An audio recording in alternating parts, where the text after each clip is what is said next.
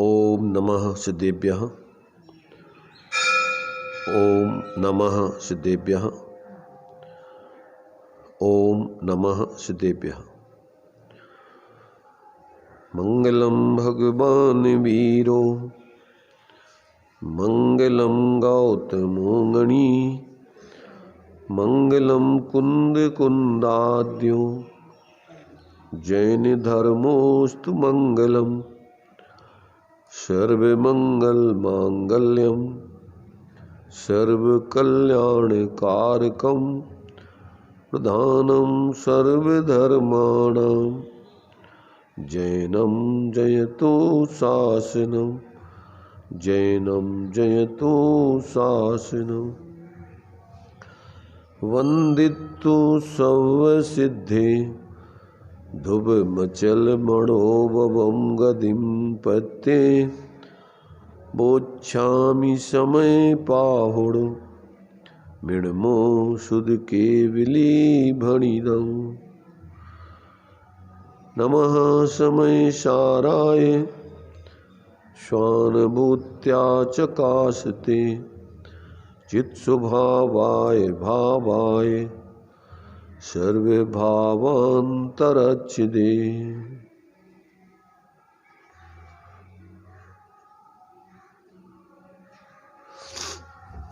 समय सार जी सर्वशुद्ध ज्ञान अधिकार की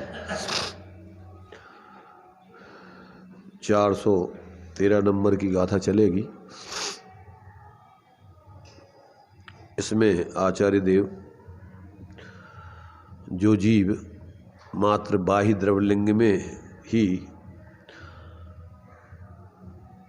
धर्म बुद्धि से ममत्व करते हुए और परमार्थ से स्वाश्रित रूप निश्चय मोक्ष मार्ग को नहीं जानते, उसका अनुभव नहीं करते, उन्हें मोक्ष की प्राप्ति नहीं होती।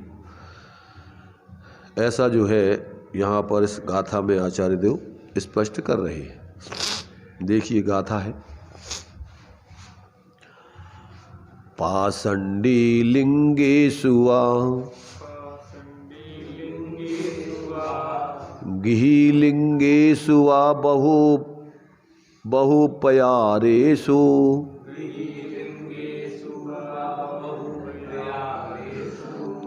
कुब्बन्ति जिममित्यं तेहि नादं समयसारम्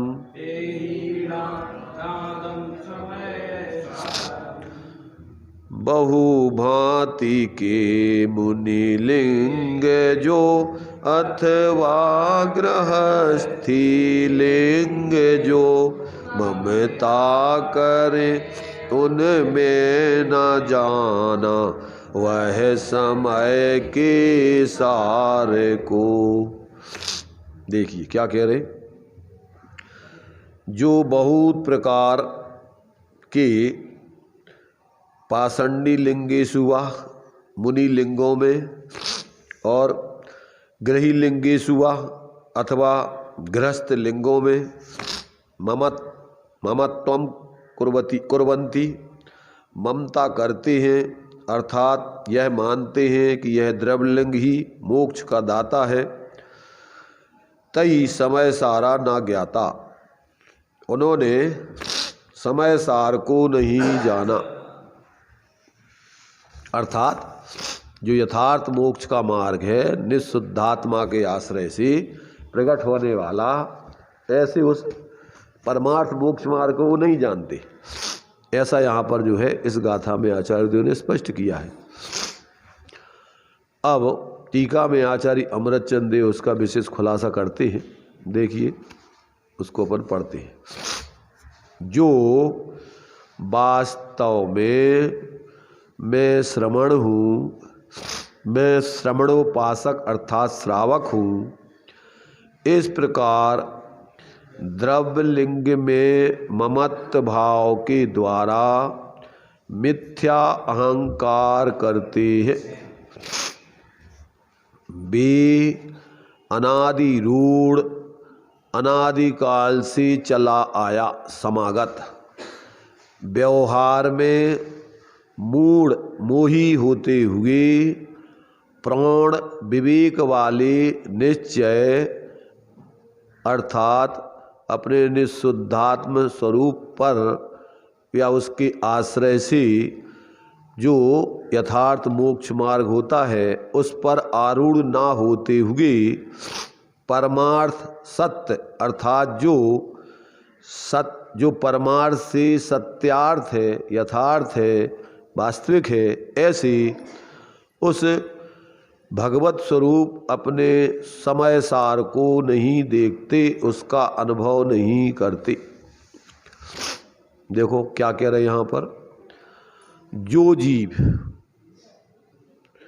मैं श्रमण हूँ अर्थात साधु हूँ, मैं श्रवणोपासक अर्थात श्रावक हूँ, इस प्रकार से बाही मात्र उस द्रव्य लिंग में ही ममत्व भाव के द्वारा माने उसी में एकांश से अपनापन करने के कारण उनको मिथ्या अहंकार हो गया है, अर्थात वे अपने यथार्थ स्वरूप को नहीं जानते। हेमंत जी कहाँ लिखा है? क्या कह रहा है इसमें? कौन कौन नहीं जानते है? नहीं, द्रवलिंगी है जो नहीं, जो बाहर के मात्र मुनि अथवा ग्रस्तों का जो वेश होता है, इलक छुल्लक आदि 11 प्रतिमा आदि का, उस बाहर के वेश को ही अपना स्वरूप जानते मानते हैं, उसी में ममता धरते हैं, तो कहते हैं उनका ये मिथ्या अहंकार, क्योंकि सम्यक्त तो परद्रव्यंत भिन्न आप में रुचि को कहते हैं, और इन्होंने जो संयोग रूप में शरीर आदि है और जो व्यवहार में साधकों के जीवन में जो 28 मूल आदि का पालन करते हुए जो सच्चे साधक उसमें रहते हुए अपने स्वरूप की साधना करते हैं, तो उनके अंतरंग की उस साधना को तो वो नहीं जानते, और मात्र बाहर के वेश को ही वो धर्म का कारण मानकर उसमें ही दंभ करते हैं, उससे अपने को साधक मानते हैं, साधु मानते हैं, श्रावक मानते हैं, धर्मात्मा मानते हैं। ऐसे जीवों को यहाँ पर कह रहे कि ये प्रक्रिया तो कहते अनादि से रूढ़ है। अनादि रूढ़ जानते हो, चली आई है, अज्ञान दशा में ये प्रवृत्ति तो जीवों की अनादि काल से चली ही आई है। संयोगों में, संयोगी भावों में एकत्व ममत्व करने वाली प्रक्रिया तो अनादि काल से मिथ्या दशा में चली आई। उसके लिए नई तरीके से उनने क्या किया, तो कहते ये तो अनादिकालीन ऐसी बुद्धि जीवों की जो संयोगी भावों में एकत्व ममत्व वाली बुद्धि है मिथ्या दशा में, तो कहते वो तो चली आई। तो ऐसा होते हुए वो माने इस प्रकार से अपने को वो मानते हुए प्राण विवेक वाले निश्चय पर, प्राण माने जो समझदार लोग, बुद्धिमान लोग जिसको धारण करते हैं, ऐसा जो अपने शरीर आदि और पराश्रित राग आदि से भिन्न अपने ज्ञान स्वरूप आत्मा का ज्ञान श्रद्धान आचरण वाला जो इस प्रकार का प्रवर्तन है, उस पर आरूढ़ होकर के जो प्राण लोग अर्थात विवेकवान या सम्यक दृष्टि धर्मात्मा जीव जिस पर आरूढ़ होकर के अपनी आत्मा आराधना करते हैं, उस पर आरूढ़ ना होते हुए ऐसे अपने उस वास्तविक मोक्ष मार्ग को नहीं धारण करते हुए परमार्थ सत्य अर्थात जो परमार्थ से सत्यार्थ है, यथार्थ है, वास्तविक है, ऐसे उस अपने निःशुद्धात्म स्वरूप रूप समय सार को नहीं देखते, अपने उस निःशुद्धात्मा का अनुभव नहीं करते, और बिना अपने स्वरूप का अनुभव किए हुए मोक्ष के मार्ग का प्रारंभ भी नहीं होता। पैन जातम ज्ञान बिना सुख लेस न पायो। तो ऐसे जो जीव है कहते वास्तव में वो भ्रम में है। उनके लिए जिस उद्देश्य से उन्होंने उस वेश को धारण किया था, निर्वृत्ति आदि ली थी, और बाहर में जो यथार्थ साधक है वे निश्चय व्यवहार रूप जिस मोक्ष मार्ग पर चलते हैं, ऐसे उन्होंने उस निश्चय व्यवहार मोक्ष मार्ग को नहीं समझा। साथ में रहने वाला जो जब तक पूर्ण वीतराग दशा नहीं होती तब तक जो मुनिराजों का बाह्य वेश है सविकल्प दशा में उसमें प्रवृत्ति करते हैं, परंतु उस प्रवृत्ति को वो यथार्थ मोक्ष मार्ग नहीं जानते। उस पर तो साथ में रहने के कारण से मोक्ष मार्ग का आरोप आता है। जैसे चावलों के साथ रहने वाली भूसी तुस के ऊपर चावल का आरोप आता है। चावल तो कौन है? वो अंदर का जो चावल है वो चावल है, वो बाहर का जो तुस है वो चावल नहीं है। उस पर तो चावलों के साथ रहने के कारण उस पर आरोप आता है।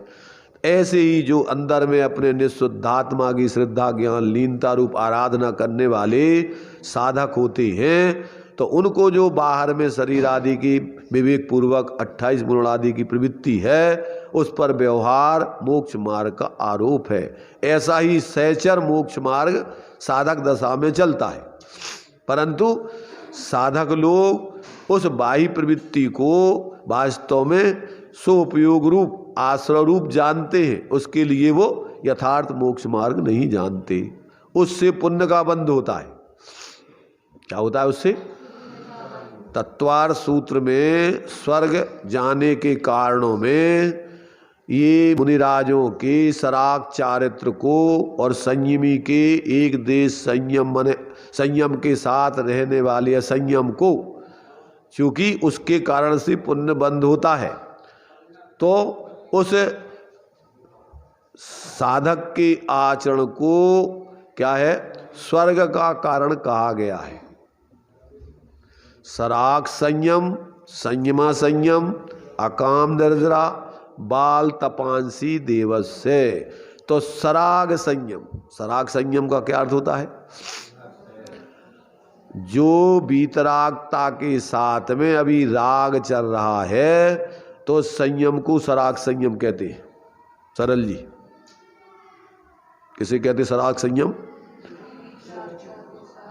जो बीतरागता के साथ में राग बरत रहा है तो उस संयम को सराग संयम कहते हैं। संयम तो बीतराग होता है, पर राग के साथ रहने के कारण से उस पर सहचरभूत आरोप है। जैसे जो वस्तु जिस संयोग के साथ रहती है तो संयोग पर भी उसका आरोप आता है। घी का घड़ा, घी का घड़ा कौन सा कहलाता है? तो घी काय का होता है या घड़ा काय का होता है? तो ऐसे ही जब तक पूर्ण बीतराग दशा नहीं होती तब तक जो है जो संयम होता है जिसके साथ रहता है उस संयम पर भी व्यवहार से वो आरोप आता है। पर परमार्थ से जैसे अपन बाहर में उस घड़े को नहीं खाते, उस घड़े को घी नहीं मानते, व्यवहार से उसकी पहचान घड़े के माध्यम से कराई जा रही, ऐसे ही साधक जीवों के जीवन में बाहर में जो उसके 28 गुण आदि का पालन है, निर्वृत्ति आदि लेकर के जो स्वरूप आराधना विशेष करते हैं, तो जब तक अभी वो पूर्ण बीतराग नहीं हुए तब तक उस राग के साथ रहने वाले संयम को सराग संयम कहते हैं। और संयमा संयम श्रावक के मिथ्यात और 2 चौकड़ी कसाय के अभाव वाला संयम, और साथ में 2 चौकड़ी कसाय के सद्भाव वाला असंयम, तो उस पे क्या बोलते हैं? संयमा संयम। और उसके लिए कहा स्वर्ग का कारण। ये स्वर्ग माने जो 4 गति में अपने लिए जाने के कारण बतलाए हैं, उनमें से इसको स्वर्ग सराग संयम को, संयमा संयम को, अकाम निर्जरा को और बाल तप को स्वर्ग का कारण कहा है। तो क्या है स्वर्ग का कारण? संयम है कि संयम के साथ रहने वाला जो राग है वो स्वर्ग का कारण है। अरे स्वर्ग का कारण, धर्म का कारण नहीं, स्वर्ग जाने का कारण क्या है? चारों गतियां बंद से मिलती हैं, निर्बंध दशा से नहीं मिलती हैं। तो अपन को जो शुभ भाव चल रहा है, कौन के? मुनिराजों के तीन चौकड़ी कसाय के अभाव के वीतरागता के साथ, उससे उनको शुभ बंध होता है। नियम से वो स्वर्ग में ही जाएंगे, वैमानिक आदि देव ही होंगे। पहले स्वर्ग से लेकर सर्वार सिद्धि तक जा सकते मुनिराज की भूमिका में, पर भवनत्रक आदि में जन्म नहीं होगा उनका। स्त्री भेद देवांगनाओं में जन्म नहीं होगा, हीन देवों में जन्म नहीं होगा।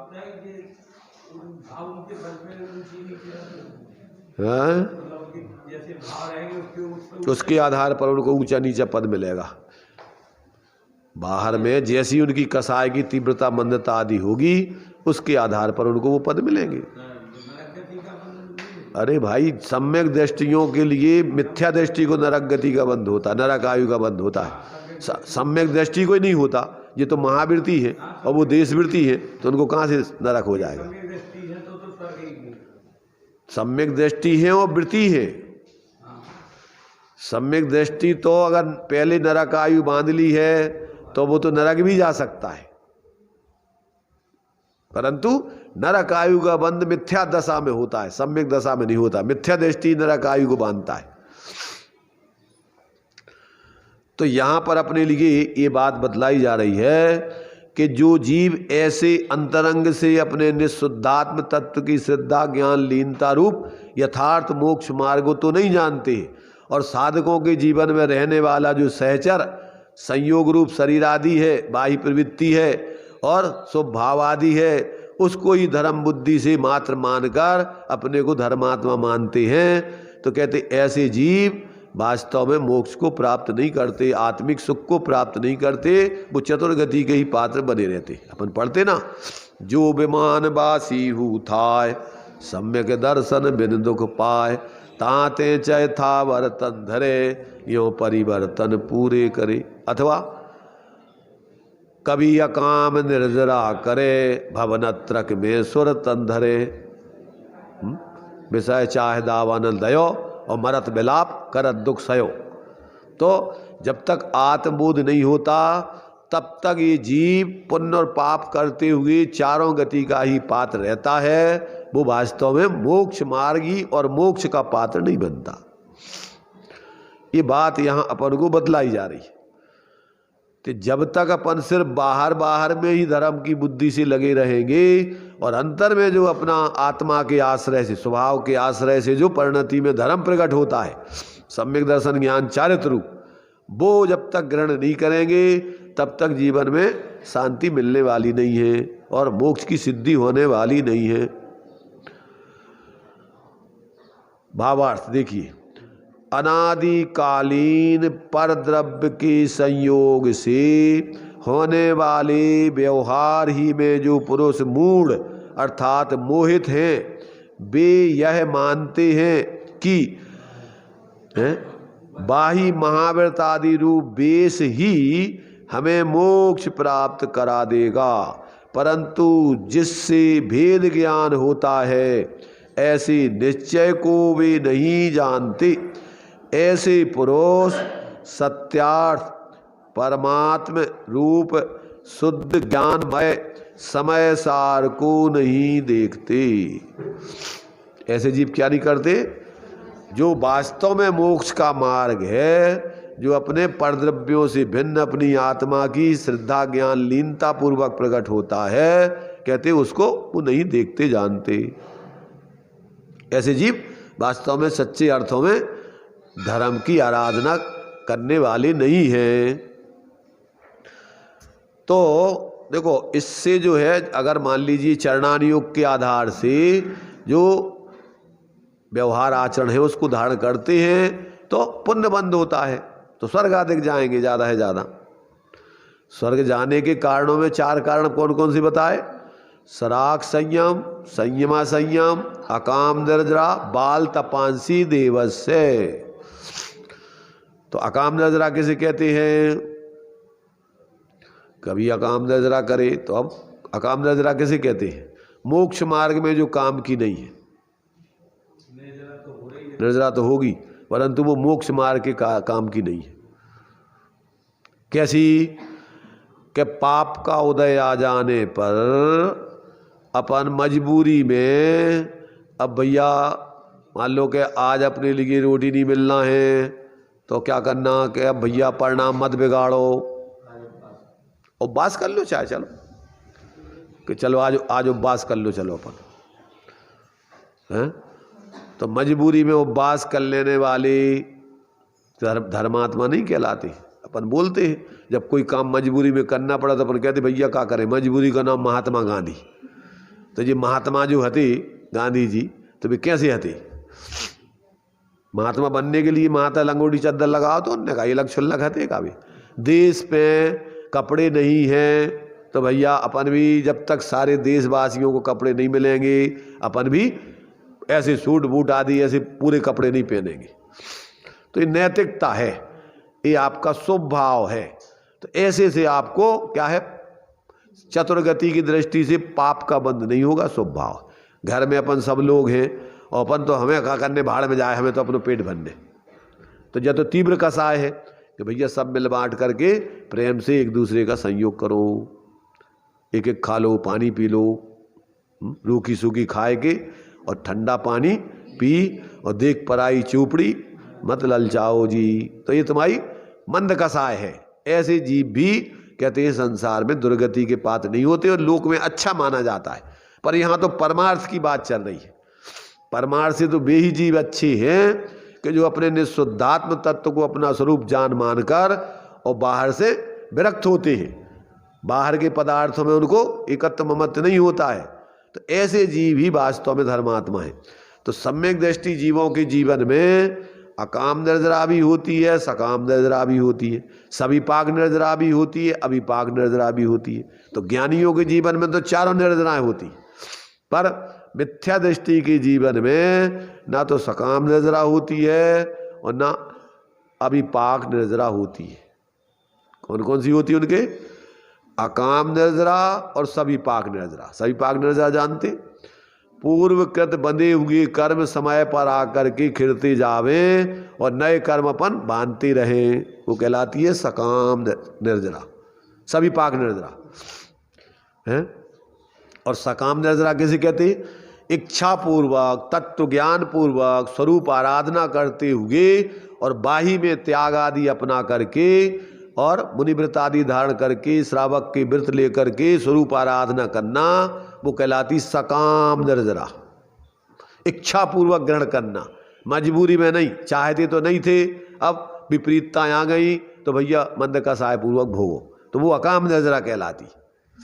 बिना आत्मज्ञान के, बिना तत्व ज्ञान के मंद का सहाय पूर्वक मजबूरी में ना चाहते हुए प्रतिकूलताओं में मंद का सहाय पूर्वक रहना, उसका नाम है अकाम निर्जरा।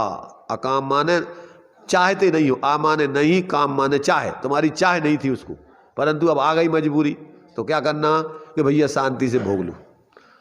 तो व्यवहारिक दृष्टि से उसको अच्छा माना जाता है, उसमें पाप का बंध नहीं होगा। मंद का सहाय से क्या होगा? उससे आपको पुण्य का बंध होगा, पर नीचाहीन पुण्य। कौन सा पुण्य? भवनत्रक। कभी अकाम निर्जरा करे, भवनत्रक में सुर तंधरे। अथवा जो व्रत आदि के माध्यम से कभी जो विमानवासी था है, तो अपन ने बाहर में मान लो मुनिराजों के व्यवहार व्रत धारण कर लिए, 28 मूल गुण, श्रावक की 11 प्रतिमा ले ली, पर आत्मबोध नहीं होगा, तो क्या होगा कि इससे वैमानिक देवों में चले जाओगे, विशेष पुण्य बनेगा, परंतु क्या होगा? ये आत्म शांति नहीं देगी। क्योंकि आत्म शांति तो अपने निःशुद्धात्म तत्व की श्रद्धा ज्ञान लीनता उसके आश्रय से प्राप्त होती है। तो जब तक जीव इस मर्म को नहीं जानता है तब तक वो बाहर में अनादिकाल से ऐसे रूढ़ व्यवहार धर्म में ही धर्म बुद्धि करके और अनंतवार मुनिवृद्धार अनंतवार ग्रीव उपजायो पैन जातम ज्ञान बिना अंतिम ग्रीव किलों की हद पायो अनंत विरिया पद पर सम्यक ज्ञान न लाद्यो। तो ये जब तक जीव इस मूल चीज को नहीं समझता है तब तक बाहर में जीव इन्हीं में उलझा रहता है। और सामान्य व्यक्ति तो बेचारे समझते नहीं है, बाहर में देखते हैं। अब उन्होंने तो जैसे महात्मा गांधी को महात्मा, भैया बहुत बड़े महात्मा हैं, जबकि वे नैतिक पुरुष थे। कौन? महात्मा गांधी एक नैतिक पुरुष थे। वो धार्मिक पुरुष तो जब वो तत्व को समझकर, सत्य को समझकर अपनी स्वरूप आराधना के लिए बाहर से एक देश निवृत्ति करके एलक शुल्लक आदि के व्रत लेते, प्रतिमा आदि धारण करते, तो वो धार्मिक महात्मा थे। आ रहा समझ में किसी की है? नहीं आ रहा? नैतिकता के देखो, नैतिकता की भूमि में ही धर्म के बीज लगते हैं। अनैतिक व्यक्ति के जीवन में धर्म नहीं आ सकता है। तो पहले तो आपको इतनी कसाएं मंद हो जिसमें आप अन्य जीवों के प्रति दया का भाव हो। निर्दयी व्यक्ति के हृदय में धर्म पैदा नहीं होता है। अपन पढ़ते 6 डाला में कि देव जिनेन्द्र गुरु पर ग्रह बिन धर्म दया जुत सारो येहू मान समकित को कारण। अगर आप सच्चे देव को नहीं समझते और रागी द्वेषी आदि देवों को जान रहे हो, देव मान रहे हो, और परिग्रहधारी गुरुओं को गुरु मान रहे हो, तो अब तो तुम्हारी बहुत मोटी विपरीतता चल रही। और धर्म के नाम पर तुम निर्दयता को धारण करके सब दूसरे जीवों के प्रति द्वेष बुद्धि करके उनके प्रति दुर्भाव कर रहे हो, तो अब तो तुम्हारे अंदर दया का भाव नहीं है, निर्दयता का भाव है। ऐसे व्यक्ति के जीवन में सम्यक्त की प्राप्ति नहीं हो सकती है। उसके अंदर विशुद्धि लब्धि नहीं है। उसके अंदर अभी सच्चे देव शास्त्र गुरु का स्वरूप का ज्ञान नहीं है। क्योंकि सबसे पहले सम्यक्त के 4 लक्षणों में सबसे पहले सच्चे देव शास्त्र गुरु के स्वरूप को समझे, पर उनके माध्यम से 7 तत्वों के स्वरूप को समझकर स्वपर हे उपादेय का निर्णय करे, और फिर उनमें से स्वपर का भेद विज्ञान करे, और फिर स्वरूप की अनुभूति प्रतीति करे, तो यहाँ से उसके मोक्ष का मार्ग चालू होता है। सम्यक्त के 4 लक्षण बताए। कौन कौन से?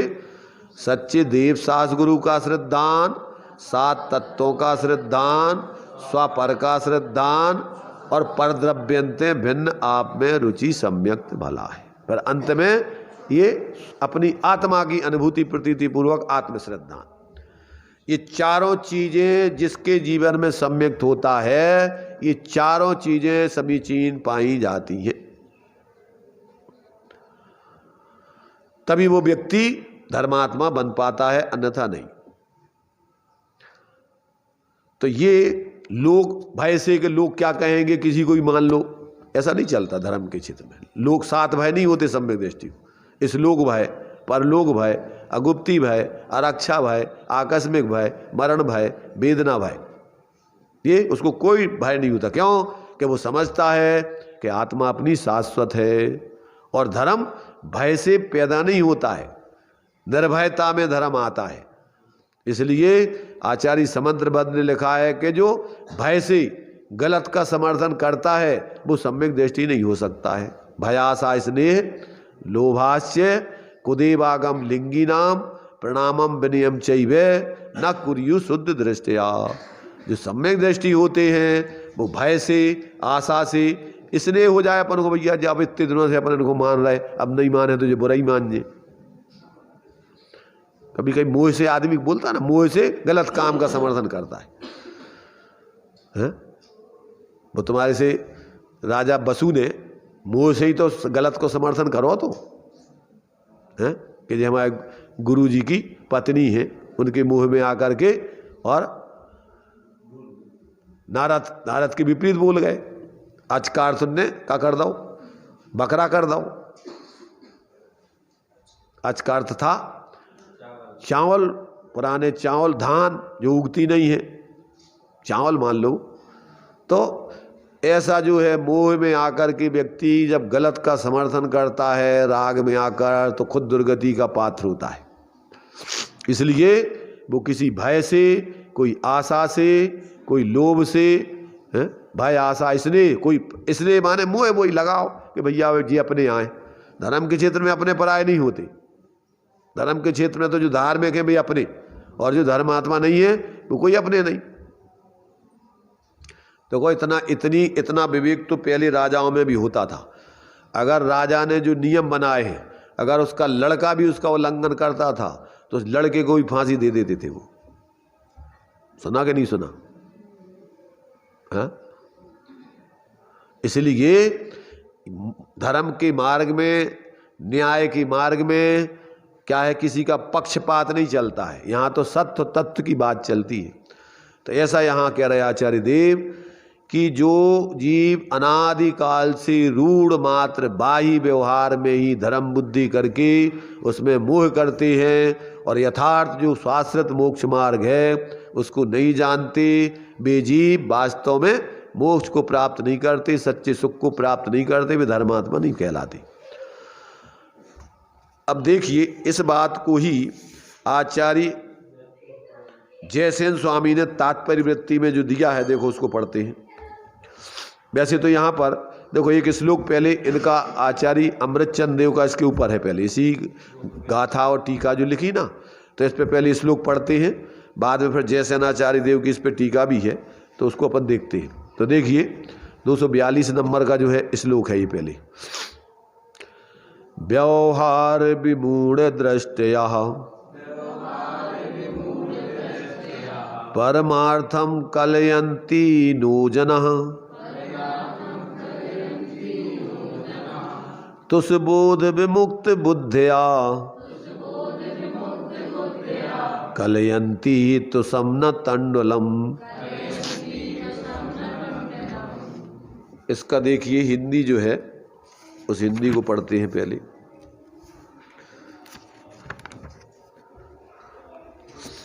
तुस माही मोहित जगत जन ज्यों एक तुस ही जानते, बेमूढ़ तुस संग्रह करे तंदुल नहीं पहचानते। व्यवहार मोहित मूढ़ त्यों व्यवहार को ही जानते, आनंदमय सद ज्ञानमय परमार्थ नहीं पहचानते। सुनाई दे रहा हो किसी को?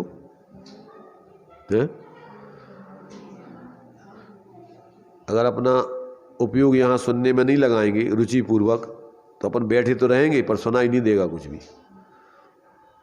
सब लोगों को सुनाई दे रहा? क्या कह रहे देखो फिर से पढ़ते।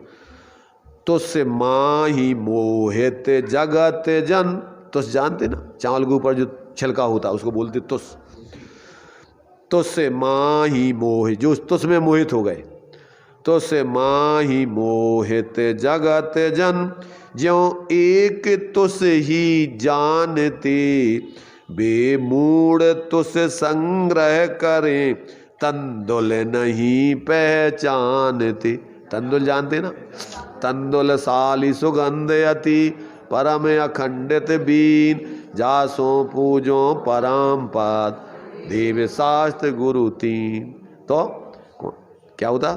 तंदुल साली सुगंध अति, साली चावल जो है बहुत ऊंचे चावल होते हैं, सुगंधित होते, और जो पूजा में उसको चढ़ाया जाता है तो चारों तरफ उसकी महक फैलती। जैसे अच्छे चावल जब बनते ना मोहल्ला में तो सब लोगों के लिए खुशबू महकती है कि भैया कहीं चावल बन रहा है। तो भगवान के लिए ऐसे बढ़िया सुंदर क्या है, ऊंची से ऊंची चीज़ें भगवान की पूजा में लगा करके पूजा करते हैं लोग। तो ये कहते हैं कि जो अज्ञानी जीव तुझको ही क्या करते हैं, मोहित, तुझमें मोहित हो जाते हैं, और वे क्या नहीं जानते हैं, वे तंदुल को, चावलों को नहीं जानते, और चावलों की जगह उस तुझको ही संग्रह करके रखते हैं। कहते ऐसे जीव व्यवहार मोहित मूढ़ त्यों व्यवहार को ही जानते, आनंदमय सद ज्ञानमय परमार्थ नहीं पहचानते। जो साधक के जीवन में बाहर में शरीर आदि और बाह्य त्याग आदि होता है, उसके साथ जो 28 मूलण आदि का पालन अथवा श्रावक की 11 प्रतिमा आदि के 12 व्रत आदि का पालन होता है, तो कहते वो तो वास्तव में धर्म का बाह्य रूप है। क्या है वो? जैसे चावलों का बाह्य रूप है वो छिलका, उस छिलका के साथ ही में चावल रहते हैं। तो कोई समझदार व्यक्ति उन चावलों सहित उसको संग्रह करके रखे हुए था। क्या? तो सहित चावलों को संग्रह करके रखे हुए था। क्या करके रखे था? तो सहित चावलों को संग्रह करके रखे हुए था। और किसी भोले जीव ने उस ऊपर के छिलके को जानकर उसी अकेले छिलकों का संग्रह करके रख लिया, तो क्या होगा? उसको आगे चावल मिल जाएंगे कि नहीं? ऐसे ही साधक के जीवन में जो धर्म का बाह्य रूप होता है, उस बाह्य रूप मात्र को देखकर किन्हीं भोले जीवों ने उसी को धारण करके और मान लिया कि हम धर्मात्मा हो गए। हो जाएंगे धर्मात्मा के नहीं? तो कहते हैं वे आनंदमय सद्ज्ञानमय अपने निःशुद्ध परमात्म स्वरूप को जानते नहीं हैं। ऐसे जीव वास्तव में सच्चे मोक्ष मार्गी नहीं है, धर्म के अधिकारी नहीं है। इसमें हिंदी दिया, जिस प्रकार तुझको ही चावल मान लेने वाले तुझ विमोहित दृष्टि वाले लोग असली चावल को नहीं जानते, उसी प्रकार व्यवहार में विमोहित बुद्धि वाले लोग परमार्थ को नहीं जानते। कहते हैं वास्तव में वे जीव कहते हैं ठगाए गए हैं, अज्ञानी हैं। वो वास्तव में जिस उद्देश्य से उनने उसको धारण किया है, वो उद्देश्य की पूर्ति उनकी नहीं होती है। इसके लिए देखो, ये नाटक समय सार में जो इन कलशों का पद्यानुवाद किया है, उसको भी देखो, ये 3 दोहों में दिया है, वो भी बहुत सरल भाषा में लिखा है, उसको भी पढ़ते। जैसे मुगध धान पहचाने, मुगध जानते? मुगध मुग्ध माने मोहित जीव, मूढ़ मुग्ध मुग्ध, वो तो अलग अलग क्वालिटी। तो यहाँ मुग्ध माने होते मोहित, उसमें मूर्छित। हाँ, तो कहते यहाँ पर जैसे मुगध धान पहचाने तुस तंदुल को भेद न जाने। चावल को और छिलके को भेद नहीं जानता है ऐसो मूढ़ जीव। और तैसे मूढ़मति व्यवहारी लखे न बंध मोक्ष गति न्यारी। ऐसे ही कहते हैं मूढ़मति व्यवहाराभासी जीव क्या करता है? बंध मोक्ष के मार्ग को अलग अलग नहीं पहचानता। बंध का मार्ग पराश्रित है और मोक्ष का मार्ग स्वाश्रित है। बंध का मार्ग विकारी परिणाम रूप है और मोक्ष का मार्ग वितराग रूप है। ऐसे दोनों की गति न्यारी न्यारी नहीं पहचानता वो। जे व्यवहारी मूढ़ नर पर जय बुद्धि जीव और तिनको बाह्यज क्रिया विषय है अवलंब सदी। क्या कह रहे? जे व्यवहारी मूढ़ जन, जो व्यवहार में मूढ़ हो गए, परजय बुद्धि जीव, पर्याय बुद्धि माने देह जीव को एक गिने। पर्याय बुद्धि किसे कहते हैं? जो वर्तमान में असमान जाति द्रव्य पर्याय है उसमें ही एकत्व बुद्धि कर ली उनने आत्मा का और शरीर आदि का भेद नहीं जाना, आश्रमों का और मोक्ष माने संबर आदि का भेद, वितरागता का भेद नहीं पहचाना। तो कहते हैं जे व्यवहारी मूढ़ नर परजय बुद्धि जीव और तिनको बाह्य क्रिया विषय है अवलंब सदी। वे रात दिन बाहर की क्रियाओं में ही सावधान रहते हैं। उनको अंदर में अपने उस निष्क्रिय स्वरूप की दृष्टि ज्ञान लीनता का कोई भी आश्रय नहीं है उसको, क्योंकि आत्मा का हित तो निराकुलता में है और बाहर की क्रियाएं तो आकुलतामय है। बाहर की क्रियाएं कैसी हैं? अपन बोलते दिन रात शुभाशुभ भावों से मेरा व्यापार चला करता, मानस वाणी और काया से आश्रव का द्वार खुला रहता। शुभ और अशुभ की आकुलता, शुभ अशुभ में क्या है? आकुलता है उसमें। तो जब तक अपन ऐसे अपने उस आत्मा के स्वाश्रय को ग्रहण नहीं करते तब तक जीवन में आकुलता का भाव बिल्कुल नहीं होता।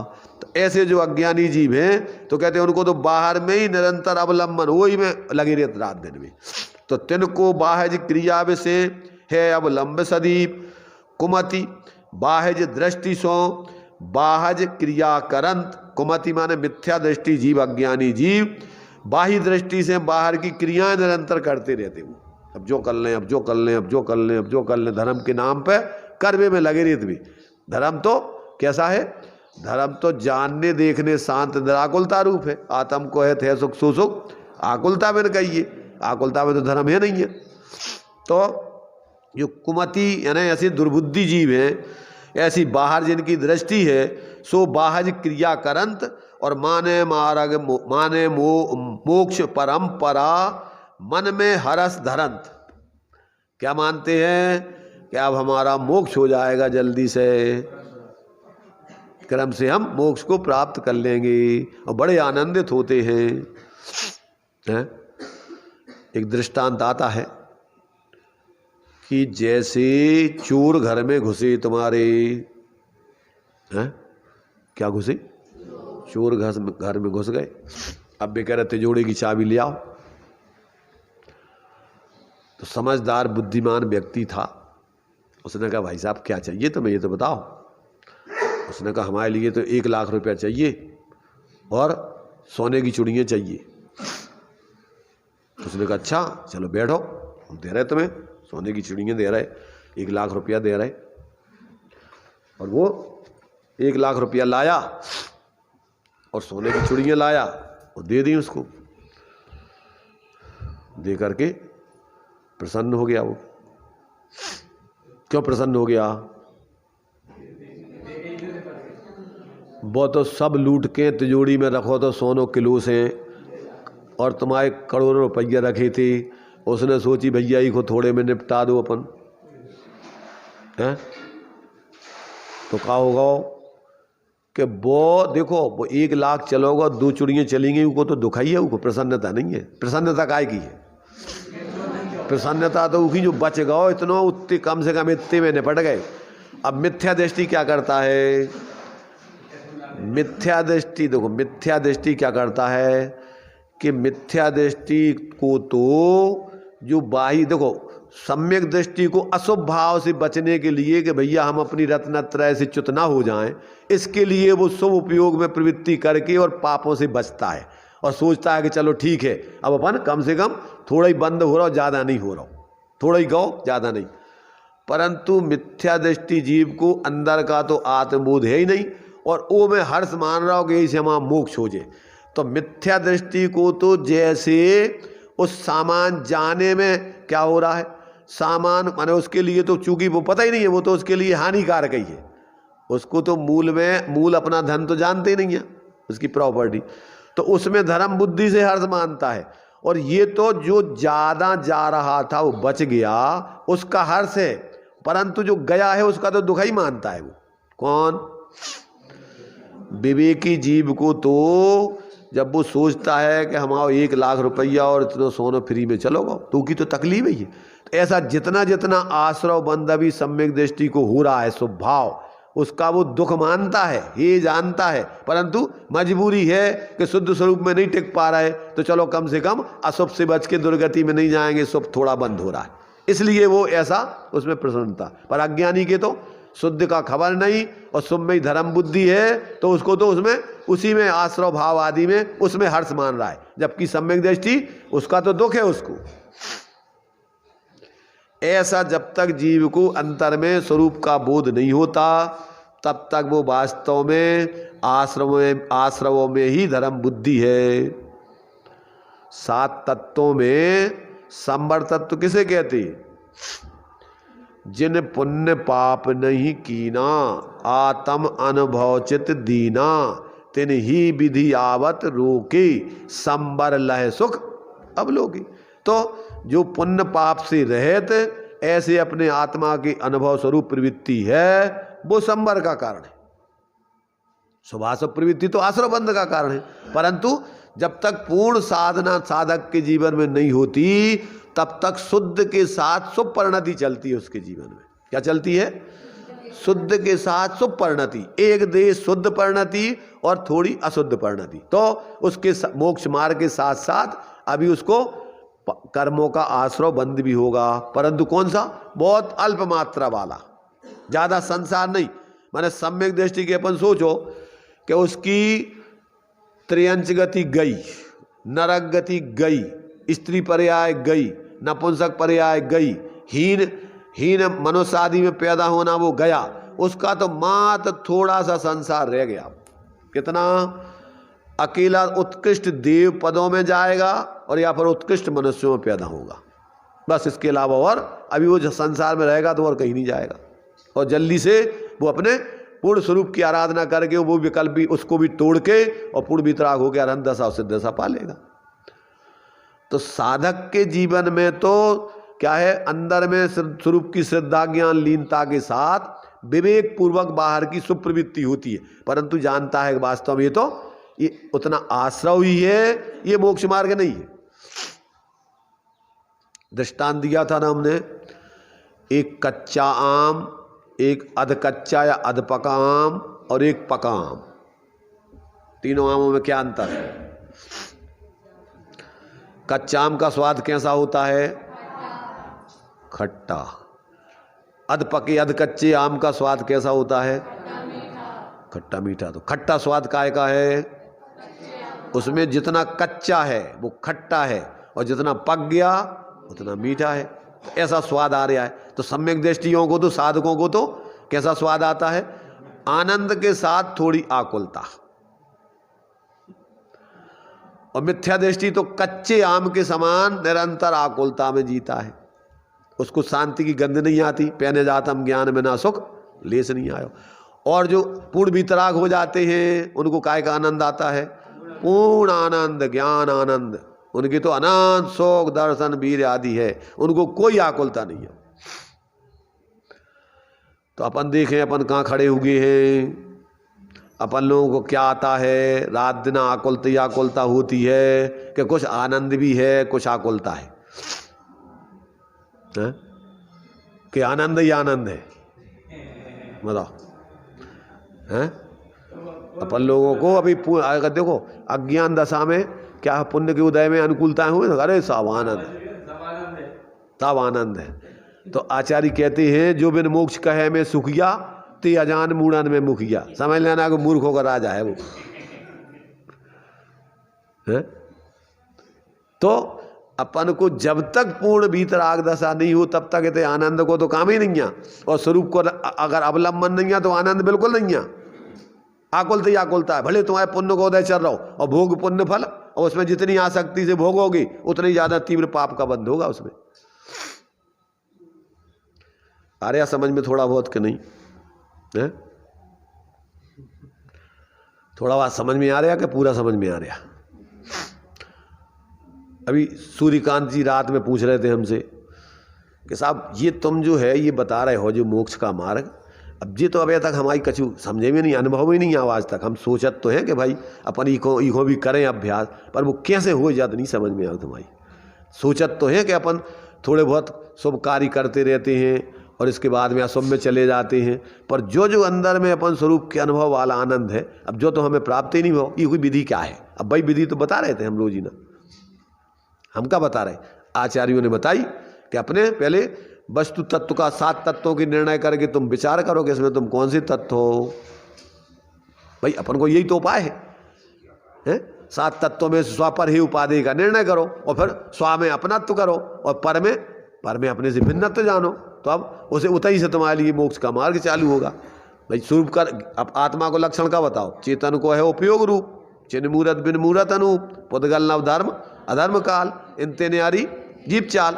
अब ताको ही अपना स्वरूप जान, उसी को अपना स्वरूप मान, उसी से करो निज पहचान, तो यहाँ से अपना मोक्ष का मार्ग चालू होगा। ज्ञान में ज्ञान स्वरूप आत्मा को देखो, अपने को ज्ञानानंद सुधारा सुमगेगा। अंदर में जब आत्मा दिखने लग जाएगा तो क्या होगा? वस्तु विचार ध्यावते मन पावे विश्राम। मन तुम्हारा उस समय मन शांत भयो, मिट सकल द्वंद, चाख्यो स्वातम रस दुख निकंद। वहां तुम्हें लगेगा कि अरे ये चीज आज तक हमने नहीं चखी थी। खुद जानोगे, तुम्हें दूसरों से नहीं पूछना पड़ेगा।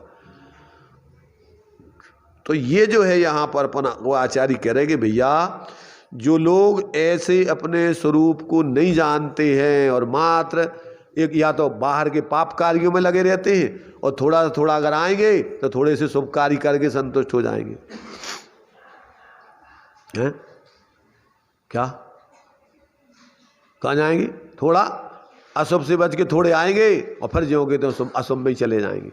अपन मंदिर में, स्वाध्याय में, ध्यान में, सामायिक में कितना टाइम लगत अपनों, और पहले तो सामायिक में मन ही नहीं लगत, फिर बैठा थे तो या तो होते कि विकल्प आउट, माला फेरे बैठो तो और समय नहीं ज़्यादा विकल्प आउट, सामायिक में बैठे हुए बहुत विकल्प आउट हैं।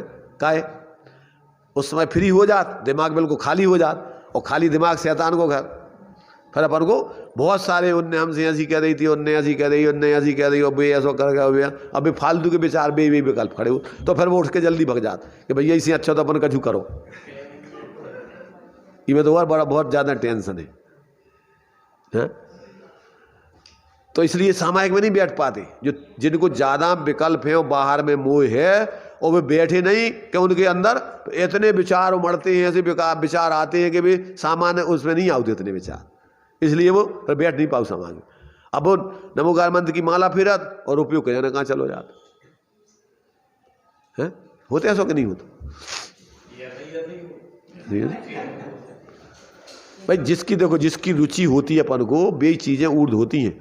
और आचार्यों ने ये बताया कि मरते समय व्यक्ति जिंदगी भर जिसमें विशेष रस लेता रहा हो, आखिरी में उसको वे चीज़ें याद होती हैं, ज़्यादा वे याद आती, वे याद आती। तो जिसको अपने स्वरूप का रस नहीं आया हो, स्वरूप की महिमा नहीं आई हो, तो आखिरी में वो समाधि नहीं कर पाओ। फिर क्या करता है वो? आर्थ रोध ध्यान। अब वो कहो सुनो तुम, सुनो सुनो तुम धर्म की, अरे तुम हमें नहीं सुनाओ, हमें तो बोले आओ, तुम हमारी बॉडी को बुलाओ, तुम तो हमारे बच्चे को बुलाओ और बच्चों को बुलाओ, भी क्या कर रहे। अब वो देखा देख के जी ऐसा नहीं हो कि हमने तो इतनी बड़ी मुश्किल से जो दुकान जमाई, इतना सब करो और जी बर्बाद कर दी। तो बस सब, अरे बे हम ये कह रहे हैं कि वो अकेली की बात नहीं है, सबकी यही दशा है। लड़का तो आज है नहीं है, चार है कहते कि उनके पास लड़का थे चार, इतने लोग बैठे, बताओ कौन के पास चार लड़का है कहते चार। अब एक है जो वो विदेश है, क्या कहते होते, एक लड़का एक लड़की है तो उसको बढ़िया पढ़ा लिखा करके बाहर विदेश भेज दे। कैसे कि विदेश चले जाए तो अपन सोचा कि बहुत बड़ा काम कर लो हमने, विदेश भेज दिए बच्चों को। तो है का भी मुझे तुम बुलाओ, तुम अब फोन पे भी लगाओ, अब फोन तुम अब कान सुनाते नहीं है, अब तुम्हें सुनाई नहीं दे, का कह रहे भी आंखों से दिखाते नहीं है, अब कछु लगाओ मोबाइल से, का होने उसे। इसे भैया देखो, अगर तुमने जीवन में इस तत्व की आराधना, धर्म यथार्थ नहीं समझा होगा, तो आखिरी में तुम्हें कोई भी क्या है धर्म नहीं करा पाएगा। ध्यान रखना, बाहर में निमित्त तो जब ही बन सका जब तुम्हारा उपादान जागृत हुए। उपादान तुम्हारा जागृत नहीं है तो करेगा दूसरे लोग जबरदस्ती, तुम क्यों हमें नहीं सुनने, रहने दो तुम।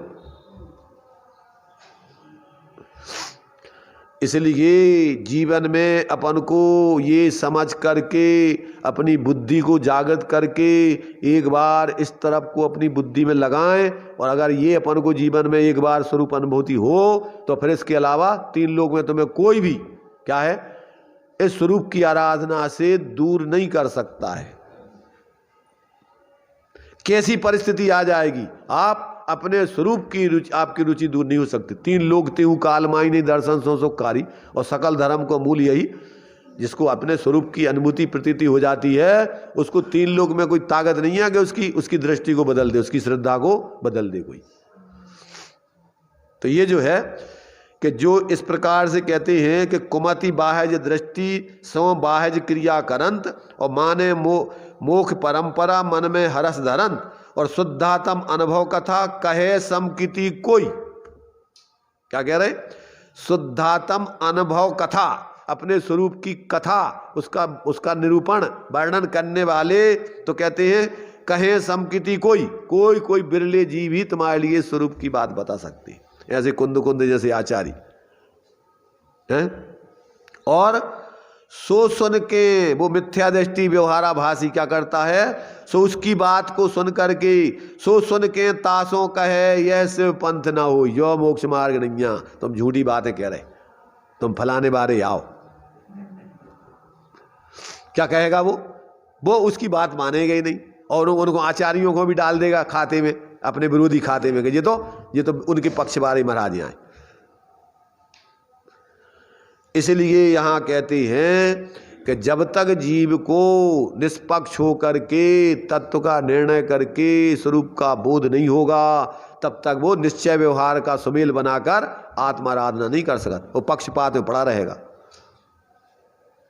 पार्टीबंदी में 7वें अधिकार में मोक्ष मार्ग प्रकाशक में लिखा, या तो निश्चयाभासी बन जाएगा, या व्यवहाराभासी बन जाएगा, या उभयाभासी बन जाएगा। और सुतभवन दीपक में लिखा, या अनुभयाभासी बन जाएगा। है? दो ही सही है, और दोइयों को स्वरूप जानेगा नहीं वो।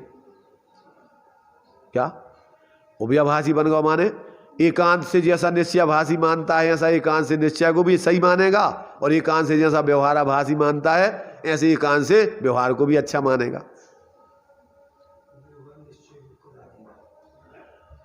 ऐसे उसके जीवन में यथार्थ सच्चे अर्थों में धर्म का मार्ग नहीं होता है, और अनादिकाल से जीव इन्हीं में लगा हुआ है, इन्हीं मूर्ताओं में जी रहा है। इसलिए आचार्य कहते भैया एक बार तुम समझो, समझ करके एक बार थोड़ा देखो, अपन जिस भूमिका में है उसी भूमिका में आत्मबोध कर सकते हैं। चारों गति के जीव सम्यक्त के संगी पंचेंद्रिय सम्यक्त के अधिकारी हैं। ऐसा नहीं है कि जब सातों नरकों में जीव सम्यक्त कर सकता है तो इतनी प्रतिकूलताएं तो नहीं है अपने जीवन में अब कि 24 घंटे सब चारों तरफ से बिल्कुल विपरीत ही विपरीत मार में खड़े हुए, लड़ में झगड़ में खड़े हुए, खाने की व्यवस्था नहीं हुई, और जमीन दे होता है एक वहाँ की पृथ्वी ऐसी है क्या, कैसी है, तहाँ भूमि पर सद्दो घिसो बिच्छू सहज दसे नहीं, हजारों बिच्छू एक साथ कटवा दो ऐसी उतरे की जमीन है, और सारे लोग बिल्कुल विपरीत। और ऐसी स्थिति में भी जीव सातों नरकों में सम्यक दृष्टि जीव है, ध्यान रखना। 7वें नरक में भी जीव 2 अंतर्मुहूर्त को छोड़ के 33 सागर तक सम्यक दर्शन को धारण कर लेते। वहां पर जाएंगे मिथ्यात्व को लेकर और निकलेंगे मिथ्यात्व को लेकर। 7वें नरक से सम्यक लेके निकल नहीं सकते और सम्यक लेके जा नहीं सकते, क्योंकि सम्यक को लेकर तो पहले नरक से आगे जा ही नहीं सकता। पर वहां पर सम्यक को प्राप्त कर लेते हैं काय के बल पे, जो पहले सुना है जिनवाणी और समझ करके जीवन में धारणा में जमाई है, पर मानी नहीं है, आचरण में नहीं लाया, पाप कराता है सब खूब, तो क्या होगा, नरक चले जाएंगे। पर क्या होगा, उते याद आएगी अपन को जिनवाणी माता, उते आएंगे अपन को जिनेंद्र भगवान पिता, ये मत आई, हे बाप अब बचाओ हमें। अपन जब मार पड़ती ना अच्छी तो चल आता ना बच्चे, ये मम्मी, ये पप्पा, है? तो उते याद आएंगे कि नहीं भगवान जिनेंद्र, उते याद आएंगे तो जिनवाणी माता कहेगी बेटा अबे भी आ जाओ हमारी गोदी में, अबे भी हम तुम्हारे लाने बचा लेंगे। तो थे उस जिनवाणी की बात मान करके कि हम वास्तव में ये सब शरीर और संयोग नहीं है, अपन तो अमूर्त चैतन्य आत्मा है, और अपन मरते नहीं कटते नहीं है? आत्मा कटती है ना, अग्नि में जलती है ना, तलवार से या किसी से कटती है, कुछ नहीं कर सकता, ना पानी में गलती है, कुछ नहीं हो सकता। क्यों कि वो तो अमूर्तिक सत्ता है उसकी। तो वहां पर भी इस प्रकार से अपनी बुद्धि में अपने स्वरूप को अंदर में अनुभूति प्रतीति करके सम्यक दृष्टि बन जाती। अब बाहर में तो चूंकि भले ही वो उदय के आधार पर लड़ना झगड़ना पड़ रहा है, पर अंदर की अभिप्राय में क्या हो गया, अभिप्राय में तो हो गया कि भैया अपन चैतन्य स्वरूप जीव हैं और ये सब भी जीव ही आए, परंतु अब पाप के उदय में सब परिस्थिति बन गई तो बाहर में तो जो प्रवृत्ति करती हुई दिखेगी, पर अंदर में चिन्मूरद्रगधारी। सुनाई दे रहा हो किसी को, हैं? सुनाई दे रहा हो किसी को? क्या क्या सुनाई दे रहा कि कछु कह रहे हम हैं? क्या सुनाई दे रहा बताओ तो, एक आज जन क्या सुनाई दे रहा तुम्हें? कैसी भी परिस्थिति में आप भेद विज्ञान कर सकते हो। बाहर में महापुण्य का उदय हो, बाहर में महापाप का उदय हो, और बीच की परिस्थिति हो, इन सब परिस्थितियों में आप क्यों कि ज्ञान में, ये तो ज्ञान की कला है, सम्यक ज्ञान कला है। अंदर में आपने अपने को अपने रूप जान लिया, अनुभव कर लिया, कौन रोकेगा? बाहर में तुम्हें भले ही मार काट कर रहे हो, पर तुम्हारा उपयोग अंदर में अपने ले जाओ तो क्या होगा? मुनिराजों के ऊपर उपसर्ग होते कि नहीं होते? उपसर्ग केवली होते कि नहीं होते? शरीर को काट देते, पीट देते, घानी में पेल देते और वे अंदर में ध्यान लगा के केवल ज्ञानी हो जाते हैं? हो जाते कि नहीं? अपने स्वरूप में लेके समाधि करके, अब जैसे मान लीजिए सुकौशल थे, सुकमाल थे, कब आओ उनको शरीर को खा लिया पर अंदर में वे अपने ध्यान में मस्त रहे, तो एक तो सर्वार सिद्धि चले गए और एक मोक्ष ही चले गए। सुकौशल महाराज तो मोक्ष चले गए और सुकमाल स्वामी सर्वार सिद्धि गए। कैसे जा सकत बताओ? अगर वे ध्यान शरीर पे ध्यान रखते कि हम मरे मरे कोई काट रहा खा रहा हूं हमें, तो क्या हो जाए उनको मोक्ष, हो जाए सर्वार सिद्धि चली जाए। तो अंदर में आप स्वतंत्र हो, अपने भावों में भेद विज्ञान करके और सारी परिस्थितियों से अपने को अलग अनुभव करके जी सकते हो, रह सकते हो। ये वस्तु स्वतंत्रता है। एक वस्तु दूसरी वस्तु का कुछ नहीं कर सकती। तुम जुड़ो उसमें तो आरोप आएगा कि अन्य ऐसा कर दो। इतने अपन बैठे हैं और कोई आकर के गाली देने लगे सब लोगों को, पूरे लोगों को, ये सब बेईमान लोग हैं, चोर लोग हैं, कुछ भी बोलने लग जाए तो क्या करेंगे अपन लोग बताओ? है? अरे भाई, तब बैठे वाले कछू तो उठा पटक करने लगे, अरे ये कौन है, इसको उठा पकड़ो, इसको मारो।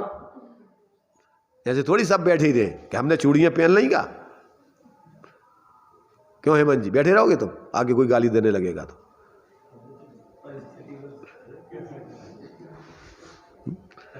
देखो, सब लोगों के भाव अलग अलग होंगे, एक जैसे भाव किसी के नहीं हो सकते। परिस्थिति एक है, निमित्त एक बनेगा और सबके परिणाम अलग अलग हो जाएंगे। तो इसका मतलब क्या हुआ कि निमित्त करता धरता नहीं तुम्हारे परिणामों का, तुम्हारे परिणामों की करता धरता प्रत्येक जीव स्वयं है। ऐसा अपन को ज्ञान जब तत्व का निष्पक्ष रूप हो जाता है तो अपने जीवन में फिर अपन निमित्त दूसरों पर दोष नहीं देते। अभी अपन ने पढ़ा, उसमें अनीति है ये बहुत बड़ी। अगर जिन आज्ञा माने तो ऐसी अनीति संभव नहीं है कि हम दूसरों को दोष देते रहें, रोते रहें और दूसरों को कोसते रहें। इससे कुछ नहीं होना, जिंदगी खराब होगी अकेली। अपनी बुद्धि को सुधार के और अपन स्वाश्रय का जीवन जिएंगे तो ही वास्तव में अपने लिए अमृत आत्मा का जो है, कैसा है अमृत, आत्मा मृत नहीं होती है और आत्मा का जो अनुभव करेगा वो अमृत, परिणति उसकी अमृत हो जाएगी, शाश्वत सिद्धता पा लेगा वो है सही अमृत। तो कौन सा है अमृत? लोक में जो बोलते हैं स्वर्गों में अमृत पीते हैं, वो अमृत तो औपचारिक है, वो तो एक पदार्थ है मीठा, परंतु ये जो आत्मा का स्वरूप है उसका अनुभव ये है अमृत। क्योंकि आत्मा मरती नहीं और उस अमृत, उस अमरण स्वरूप आत्मा का जो अनुभव परिणति उसका आश्रय कर लेती है, वो परिणति भी शाश्वत हो जाती है, उसको भी जन्म मरण का चक्कर छूट जाता है। तो इस प्रकार से ये 13 नंबर की गाथा आचार्य देव ने अपन को, जो जीव मात्र व्यवहार विमूढ़ हो जाते हैं और परमार्थ को नहीं समझते हैं, ऐसे जीव वास्तव में धर्म को नहीं प्राप्त करते हैं, मोक्ष के पात्र नहीं बनते। इसलिए अपन को सच्चे अर्थों में वस्तु स्वरूप समझ करके सच्चे धर्मात्मा बनने चाहिए। ये प्रेरणा अपन को आचार्य देव ने दी है। ये अपना टाइम हो गया है, यहीं अपन उसको विराम देते हैं।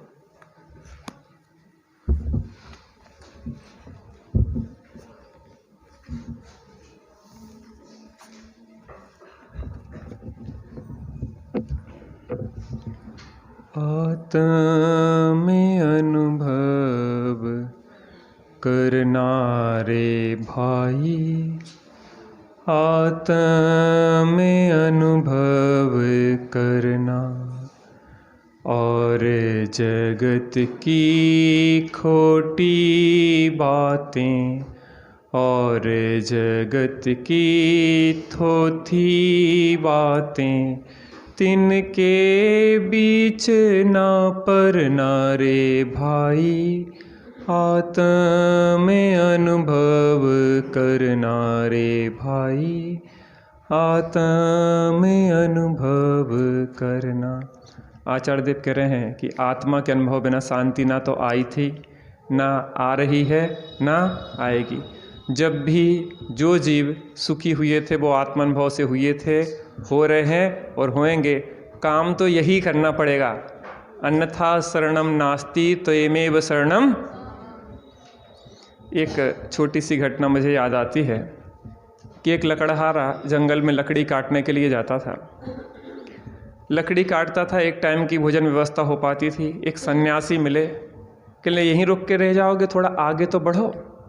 थोड़ा आगे बढ़ा तो उसे एक लोहे की खदान मिली। लोहे की खदान से लोहा लाता था, अब 2 टाइम की व्यवस्था उसकी बन जाती थी। फिर सन्यासी ने कहा कि यहीं ठहर जाओगे क्या, थोड़ा और आगे बढ़ो। तो फिर तांबे की खदान मिली, तो हफ्ता भर की व्यवस्था होती थी। अब थोड़ा संतुष्ट था उन्हें कि संतुष्ट होने की ज़रूरत नहीं है, थोड़ा और आगे बढ़ो। फिर चांदी की खदान मिली, फिर थोड़ा और आगे बढ़ो तो सोने की। अब सोने की खदान में लगा कि अब तो हो गई अच्छी व्यवस्था। सन्यासी ने कहा कि नहीं, यहाँ भी ठहरने वाली बात नहीं है, आगे थोड़ा और बढ़ो। फिर उसको रत्नों की खदान मिली।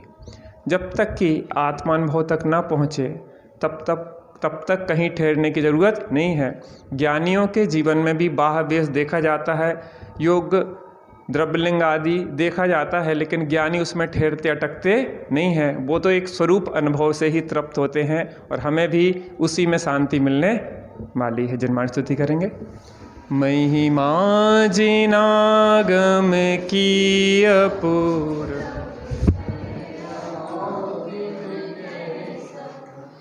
ऐसना कर प्रभु बस निजातम को, भावना नहीं हो सका तब तक शरण तेरी को। मन मन बचकाए से समभाव धर।